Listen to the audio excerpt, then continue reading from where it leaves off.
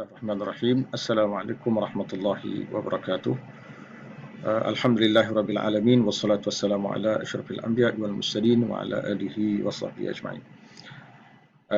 Tuan-tuan puan-puan yang dirahmati Allah sekalian, sebelum itu saya mendoakan mudah-mudahan petugas-petugas perubatan kita yang terlibat dengan rawatan mangsa COVID-19 negara kita dikurniakan kesihatan oleh Allah Subhanahu Wa Taala, dikurniakan kesabaran dan ganjaran yang besar di atas usaha yang telah mereka lakukan siang dan malam. Tuan-tuan puan-puan yang dirahmati Allah sekalian, pertama sekali saya nak menjelaskan beberapa perkara berkaitan dengan solat bagi mereka yang terlibat dalam kerja-kerja merawat pesakit COVID-19 ya, iaitu petugas-petugas perubatan yang walaupun dia berada dalam situasi kritikal, maka dia juga dikendaki melaksanakan solat. Solat yang dilaksanakan itu adalah merakmikan situasi kritikal juga.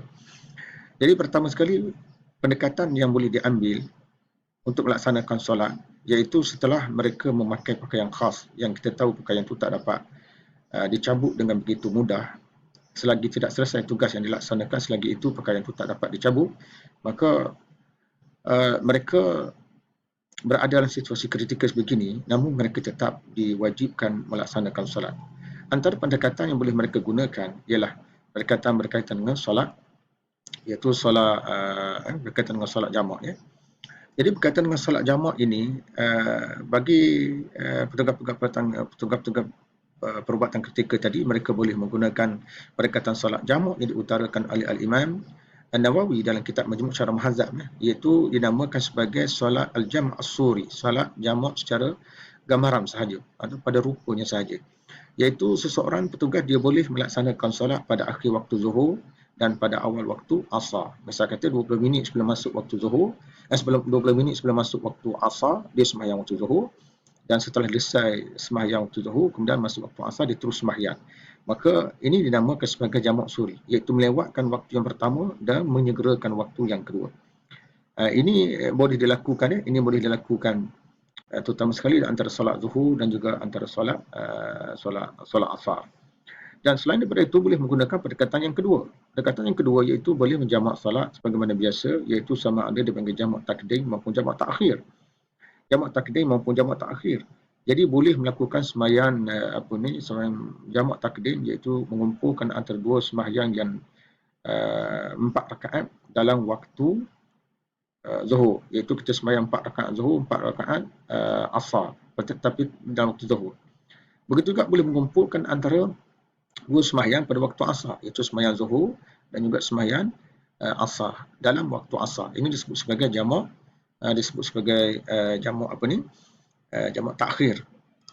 Dan perkara ini sebenarnya ada asas yang kukuh lah di dalam hadis Nabi SAW. Di antaranya hadis riwayat dari Ibn Abbas radhiyallahu anhu, qala shalla Rasulullah sallallahu alaihi wasallam bil Madinah الظهر والعصر جميعا والمغرب والعشاء جميعا متفق عليه. زاد مسلم من غير خوف ولا سفر. رواه Muslim.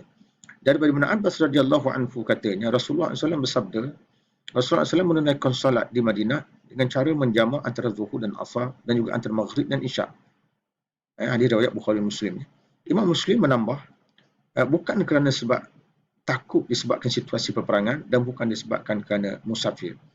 Jadi ini merupakan satu dalil kukuh mengatakan bahawa mereka yang berada dalam situasi kritikal, termasuklah pegawai perubatan yang saya sebutkan tadi, adalah dibolehkan untuk melakukan jamak di antara dua jamak di antara dua solat. Ini merupakan dua pendekatan yang boleh digunakan.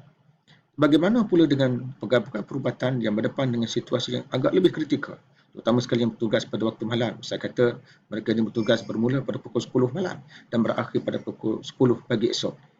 Jadi sudah tentu mereka akan bertembung dengan masuknya waktu subuh. Sedangkan mereka tidak dapat mencabut pakaian khusus yang mereka pakai mereka setelah selesai bertugas.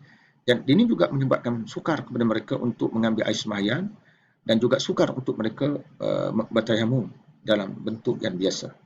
Maka untuk kupasan selanjutnya insya-Allah kita akan ikuti selepas ini. Wallahu a'lam, wassalamualaikum warahmatullahi wabarakatuh.